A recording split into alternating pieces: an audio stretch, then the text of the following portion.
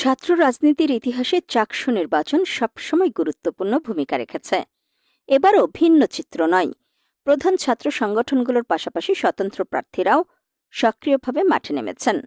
তারই ধারাবাহিকতায় চট্টগ্রাম বিশ্ববিদ্যালয় কেন্দ্রীয় ছাত্র সংসদ ও হল সংসদ নির্বাচনে প্রথম প্যানেল হিসেবে মনোনয়ন নিয়েছে ছাত্র ইউনিয়ন ও সমাজতান্ত্রিক ছাত্র ফ্রন্টের জোটের সমন্বিত প্যানেল দ্রোহ পর্ষদ। 14 সেপ্টেম্বর দুপুরে প্যানেলের বিষয়টি নিশ্চিত করেন শাখা ছাত্র ইউনিয়নের সাধারণ সম্পাদক ইফাজ উদ্দিন ইমু। তিনি জানান, তাদের প্যানেলের নাম দ্রোহ পর্ষদ। বাংলাদেশ ছাত্র ইউনিয়ন ও সমাজতান্ত্রিক ছাত্র ফ্রন্টের সমন্বয়ে এই জোট প্যানেল গঠন করা হয়েছে।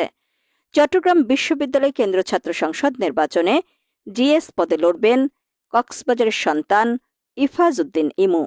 তিনি ব্যাংকিং অ্যান্ড ইন্স্যুরেন্স বিভাগে 2018-19 শিক্ষাবর্ষের শিক্ষার্থী হিসেবে স্নাতক শেষ করে